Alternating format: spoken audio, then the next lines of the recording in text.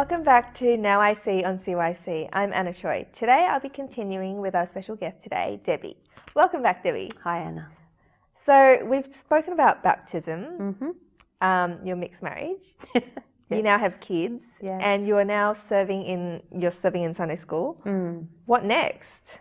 Okay, so from Sunday school we move on to the youth meeting or youth ministry, and that went on for a couple of years. And I still had a very close link with His Grace Bishop Armanious back at that time in Kenya, and he kept encouraging, come. But the kids were little, so I waited a little while, and then by that time His Grace was in Johannesburg in South Africa. And so finally, actually before I went to South Africa, I sent my son. He'd finished his schooling, and he was about, I think, 15 or 16. Wow. And he went for a couple of weeks. And then 6 months later, we took the first group into South Africa for mission. And from memory, I think there was about 26 young people from Sydney. Wow. And we spent 4 or 5 weeks there. And then from that moment, service just went crazy. And then you start to understand and see God's hand. Yeah. Yeah. So having His Grace marry my husband and I, and being part of the family and calling us to His service, it allowed, I think we reached about 200, the last count was about 270 young people from Australia and some from America and some from Canada had gone to South Africa. Okay. We had, it's over 25, I stopped counting at about 25 trips. So in and out of South Africa over a period of 10 years. Wow. Yes, and that was wonderful. Yeah. So you organise trips? The trips several times a year. Yeah, several times a year with the youth, and you take them there. Yeah, and that was just spectacular. And that allowed us to study mission and, to experience cultures and how to quickly absorb a culture. And adapt to it as well, and speak to them in their language. Yes. Yeah. Yeah, well, as much as we could. Yeah. And again, yes, it's important to have, how to say, hello. And God bless you in Zulu. Yeah. But it's the language of love that really does conquer all barriers completely. That's the language of Christ. Yes, and that's it. Yeah, exactly. That's right. And from there, that Africa service prepared us yet again for more service back here in Sydney. Yeah.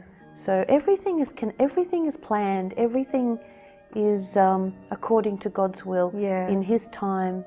And so how many times have you been to Africa, or you've taken a group there?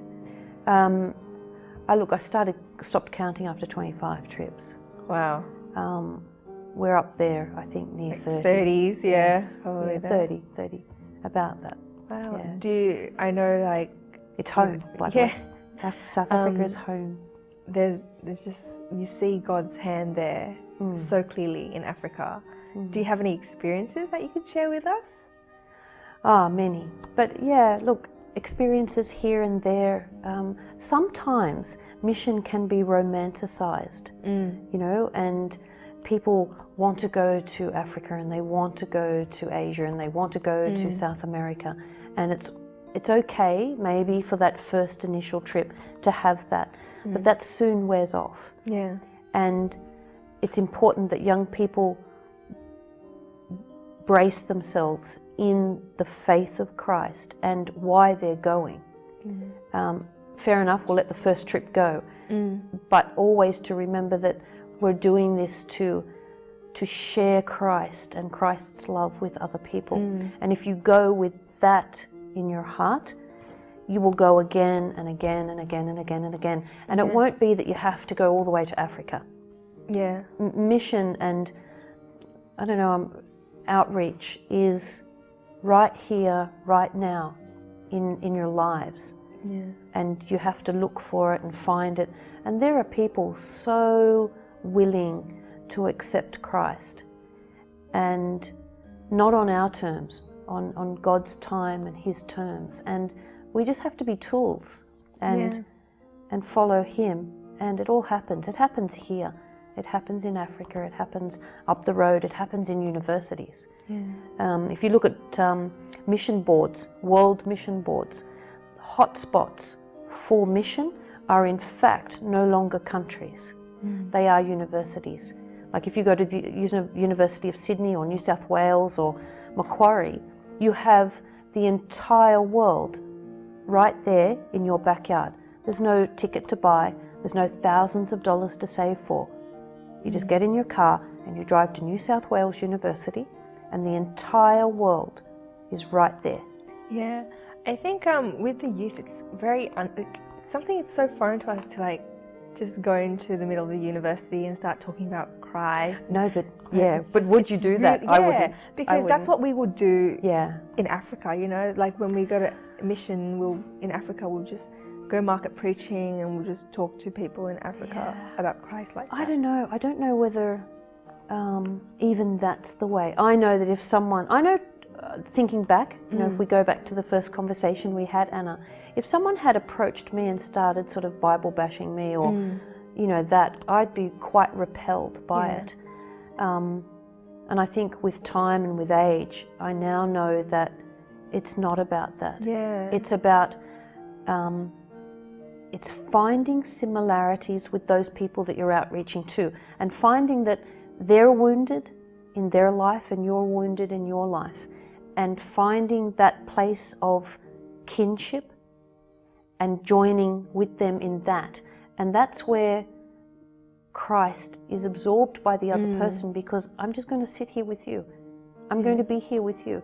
And Christ displays this time and again through the Bible. He goes and eats with the sinners. He goes to the Samaritan woman in the heat of the day when he actually didn't need to go to Samaria, but the words are, he needed to go. To the paralyzed man. This is how Christ works. It's not a mission trip. It's and in Matthew 25, I was hungry, I was thirsty, I was in jail, I needed clothing, I was a stranger. That's mission. And so whenever we serve anyone with food or clothing, and it isn't enough to say, God bless you. It's, I'm serving Christ when I give you this glass of water. I'm serving Christ when I share my food with you. That's mission, that's outreach, and that's how it should be. Yeah, I love how you explained it, because, you know, for the youth, we're not that bold in how we serve the Lord like that, you know. We always need to go overseas and do mission, or but we'll always speak about it here, but we wouldn't necessarily show it. And in fact, it can be a hindrance. If you think, I'm not ready to share the gospel, I don't know enough about the Bible. If somebody asks me a question, I can't answer it. Of course, who's ever going to be ready? But if you ready yourself by living and breathing the discipleship of Christ, I mean, he didn't pick theologians of the time. He picked miserable, with all respect, miserable fishermen who in fact, in the time of Christ, had failed rabbi school. Any young man at that time went through the rabbi schools, and if they failed, they went back to their profession. And so they were just fishermen. In fact, there's never even a record of them catching fish without Christ being with them. So maybe they weren't even good fishermen. Good at fishing. And he chooses them, and he eats with them, and he's with them in the storm. And that's mission. That's mission. It's not this, you'll never know enough. And it will hinder some people in going out and reaching to people, because they'll say, well, I don't know the answer. You don't need the answer to sit and eat. You don't need the answer to clothe or to feed. No, not at all. So I think mission's great, and it teaches you a lot. And one thing it teaches you is you don't know very much. So when's your next trip to Africa? Because I would like to join too. Yes, well, at the moment the mission is there, and if you get a Coptic diary, you can ring His Grace at any time and check in and see when the conferences are running. And now we have mission teams from Egypt itself, and some young people from America and Canada are looking after the conferences at the moment. Yeah. For me here in Sydney, Exodus Youth Works has become the mission, and so I've had a break from Africa for the last year. Yeah. A break in the sense I'm not travelling, although I was there not long ago, but the mission here has become quite full on. It's now 7 days a week, 24 hours a day. Wow. So yeah, we live and breathe Exodus Youth Works at the moment. Oh, great. Yeah, so there are missions going all the time. Kenya is also available to young people in Sydney with His Grace Bishop Paula, and in South America there's a spectacular mission happening in Agathon, yeah. Yes, in Brazil, yep. In São Paulo. And then, of course, our own Father Johanna Bastaros here in Sydney is in China and Thailand. So there's no excuse, but I pray that people don't forget that the Australian people need mission too. Yeah. And is it because of your trips to Africa that made you feel so, feel that you wanted to do like the mission here, to work on the mission here back at home? What happened was some of the young people that travelled with us, and some have gone 6 and 7 and 8 times to Africa with us. Not everyone will go that many times, but they would come back here. In fact, I'll give you 2 stories. They would come back here and say, well, we can't afford to go back to Africa. What mission can we do here? And that happened one year, about 7 years ago, a young guy from Blacktown, St. Abanoob's Church. And in Sydney, Australia, we have a lot of African refugees living in Blacktown, out there. Yeah. So a service by the name of Chaos, which is Coptic African outreach service, began from the mission to South Africa here in Sydney. Yeah. And now we have about 40 or 50 young Africans from Liberia, Sudan, Sierra Leone, coming into the church and being baptized and reconnecting with Christ through that service. Yeah. So that was born from mission. Exodus Youth Works was born from mission. You can't keep, there's no point in going back to Africa all the time when people need you here. Yeah. And we established Exodus Youth Works mainly for the lost sheep of the Coptic Church, not even to the Australians. Because of youth ministry, my involvement in youth ministry, every year we would have 30 or 40 names, and by the next year we'd have 10, and we'd lose. So where are those young lives? So we decided in between the Africa trips that we would create this service, and we used to meet in a park, and 5 kids in a park became 10, became 20, became 30, became 40, and that's now 12 years ago. Wow. So yeah.